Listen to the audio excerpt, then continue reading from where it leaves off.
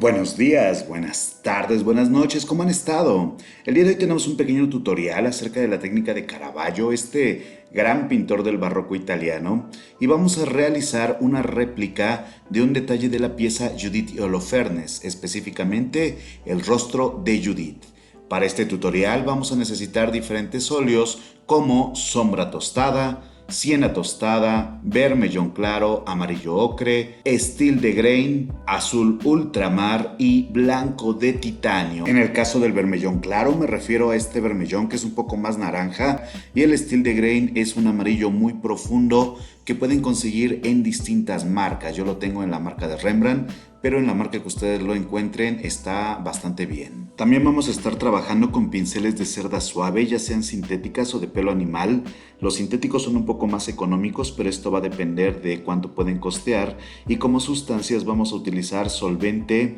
sin olor y barniceta tipo alemana de la marca Roel. Una vez que tenemos nuestros materiales, vamos a preparar nuestro lienzo con una capa delgada de siena tostada. Le podemos agregar un poco de sombra. El punto es que quede con este color ocre rojizo y a partir de ello vamos a empezar a trazar nuestro dibujo de base.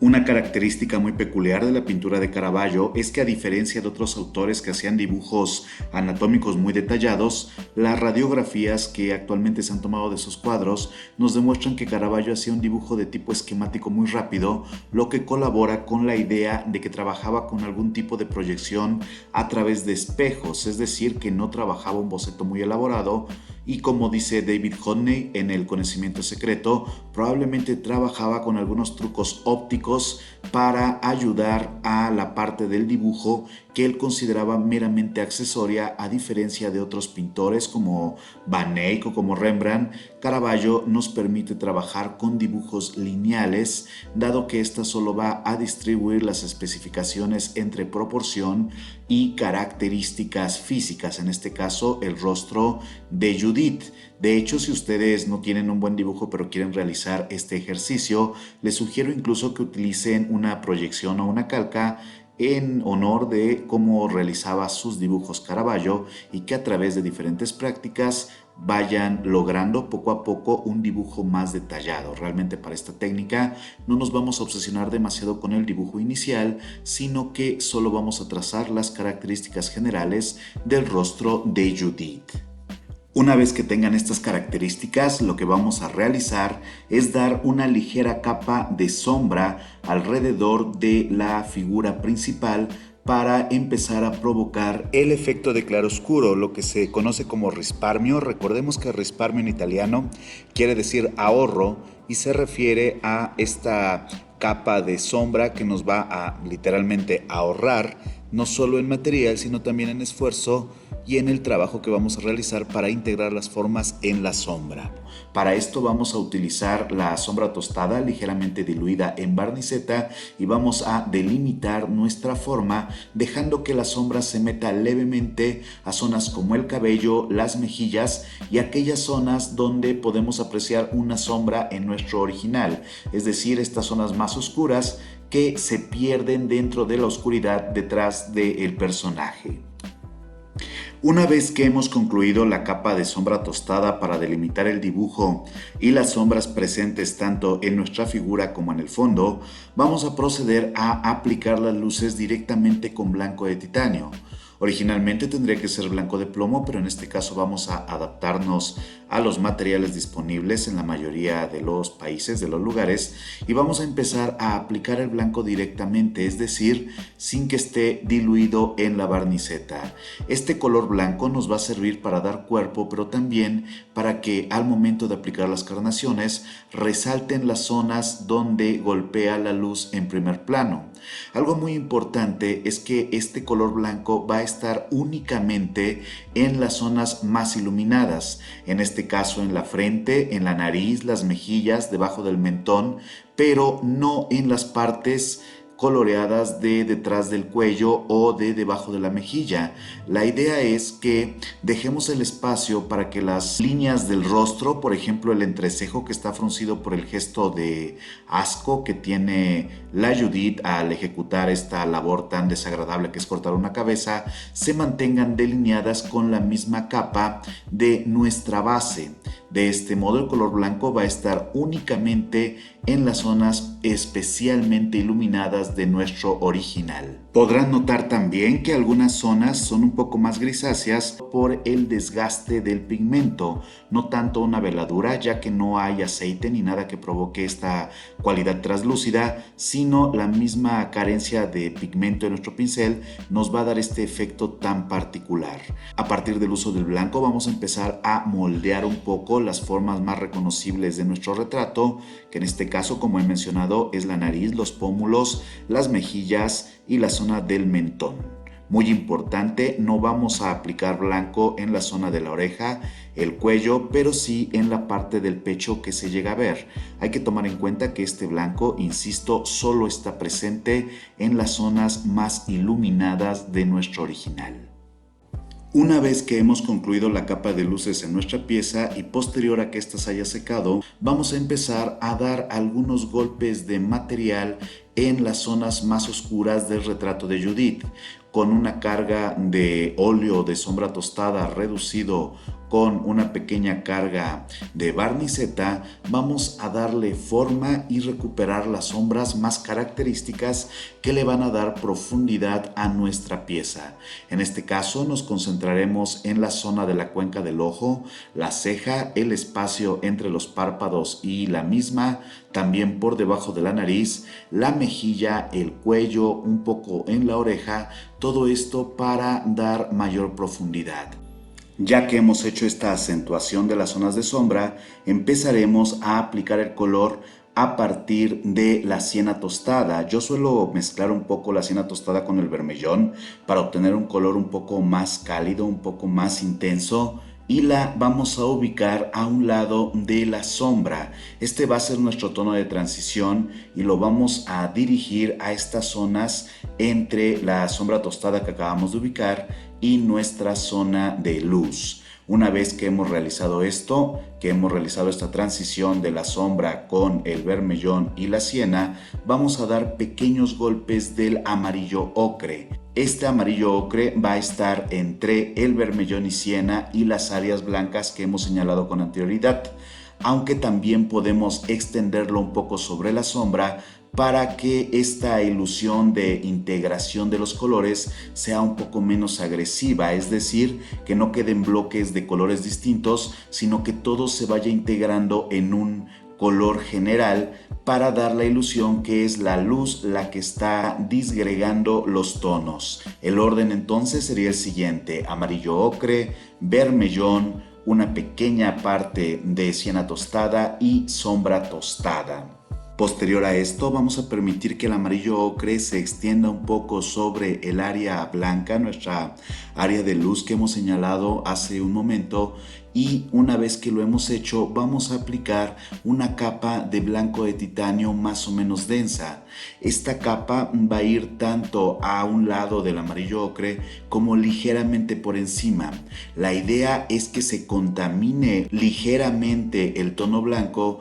para que nos cree una tonalidad amarillenta que va a representar nuestra primera capa de carnación asociada a las luces. En este caso, el blanco de titanio tiene una densidad muy particular que, como hemos visto hace un momento, nos permite delimitar pero también moldear los volúmenes. Para esto vamos a aplicar diversas bases de amarillo que se va a contaminar gradualmente. También se puede realizar directamente en la paleta y aplicarlo por encima del material cálido que ya tenemos en nuestro lienzo. Este color, el color más claro de la carnación, va a afectar a la frente, la nariz y las áreas previamente señaladas con nuestro color más oscuro. Algo muy importante es que no va a haber blanco puro en nuestra imagen, en nuestro retrato, sino que la mayoría del blanco está ligeramente contaminado, pero es un poco más puro, un poco más claro en las áreas donde la luz golpea directamente, las que ya hemos señalado,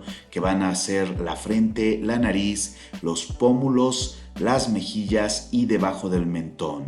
También, si lo notan, yo en este caso no había retocado adecuadamente las cuencas de los ojos, por lo que estoy dando una ligera capa de sombra, pero al ser esta una capa delgada nos va a permitir preservar las calidades de transparencia pero también de densidad de nuestro dibujo original. El blanco, al ser un color bastante más denso que el resto de nuestra paleta, va a tener una textura y un volumen muy característico que lo va a catapultar hacia adelante, mientras que las zonas oscuras se quedan por detrás, no solo por la tonalidad y el contraste, sino también por la densidad que tiene este material. Este mismo procedimiento lo vamos a aplicar también en la zona de los párpados con mucho cuidado.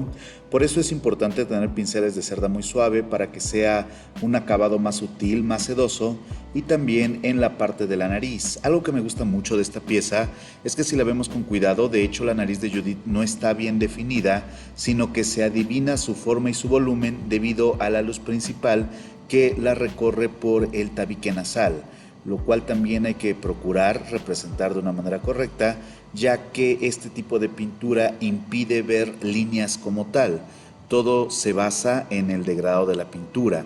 Otra cosa es que también en la parte del cuello, la que señalamos, la parte del cuello y del pecho, vamos a aplicar este mismo escalonado, ya saben, sombra tostada, siena tostada o vermellón, amarillo ocre y ese blanco que se va ensuciando gradualmente, que nos va a dar esa sensación carnosa y tan iluminada característica de los claroscuros más pesados de la pintura de Caravaggio.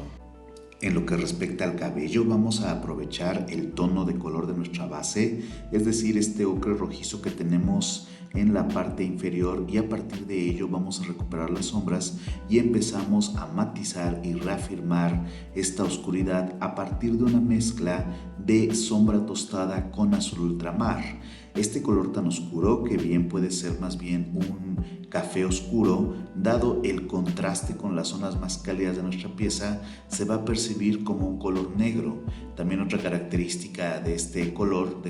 tan oscuro, es que al ser translúcido no nos quita la profundidad del resto de nuestra pieza, pero sí nos aporta esa sensación de una oscuridad que envuelve al personaje. Con ese mismo color vamos a retocar también lo que son las zonas del cuello y también un poco las zonas de la mejilla, alrededor de los labios y la nariz, para que este color mezclado, la sombra con azul, se convierta en nuestro valor tonal correspondiente a la oscuridad detrás de la Judith, pero también presente dentro de los oídos y en las zonas donde la luz no alcanza a golpear directamente a nuestro personaje. También hay que señalar que al ser translúcida esta mezcla nos va a ahorrar muchos problemas que podríamos afrontar si trabajáramos con negro de marfil u otro tipo de negro más opaco. En cambio, la mezcla de sombra tostada con azul nos va a permitir dar transparencias muy sutiles que van a aportar a la ilusión de profundidad. En el área de la oreja vamos a recuperar un poco las luces para que tenga más tridimensionalidad y no quede completamente perdida dentro de las zonas más oscuras. De igual manera podemos retocar la zona del ojo. En este caso yo voy a recuperar un poco la forma, siento que el párpado me quedó un poco caído, así que con esta mezcla voy a recuperar tanto el interior del ojo como la parte alrededor, lo que son la parte del párpado superior y el espacio hacia la ceja. Esta mezcla también la podemos diluir alrededor del ojo para dar esa sensación oscura dentro del globo ocular. Cabe mencionar que es muy raro y muy inapropiado cuando se pinta el ojo completamente con blanco, ya que por definición el párpado superior proyecta su propia sombra en el ojo, lo que nos va a dar una zona sombreada por debajo del párpado superior. De igual modo vamos a encontrar diferentes tonalidades rojizas alrededor del lagrimal por la cantidad de tejido venoso que aporta sangre a los globos oculares. Esto va a dar como resultado que el blanco dentro de los ojos es más bien un blanco pues no sucio como tal, pero sí con diferentes tonalidades que se van a enriquecer el realismo de nuestra pieza. Pues con esto ya estaríamos próximos a concluir este ejercicio muy rápido. Me habré tardado unas 3-4 horas en total, más o menos, sin contar los tiempos de secado. Cabe señalar que esta última parte la vamos a utilizar para detallar elementos accesorios como la perla que acompaña el arete de la Judith, y que también vamos a reafirmar las luces con una mezcla de blanco con amarillo ocre que nos permita darle mayor volumen a esta zona de la frente y de la nariz. En el caso del cabello hemos dado unas pequeñas luces con el Steel de Grain, que es para lo que lo vamos a utilizar, la cual nos permite la ilusión de este cabello sedoso y dorado del personaje. También hemos diluido un poco la zona de la frente y las mejillas con esta mezcla de blanco con amarillo ocre para que el acabado sea un poco más suave. Por otro lado, también vamos a utilizar el Steel de Grain en los tirantes y en algunas zonas iluminadas de la zona sombreada para que esta transición sea un poco más ligera y no se sienta tan agresiva dentro de nuestro claro oscuro. Pues con esto terminamos la primera parte de nuestro tutorial. Si quieren que suba la segunda parte, ya saben, revienten el botón de like allá abajo para poder seguir con los detalles y los acabados de esta réplica de Judith de Caravaggio. Pues suerte en sus pinceladas, no dejen de enviarnos sus comentarios, solicitudes y sugerencias y nos vemos muy pronto en este canal. Hasta luego.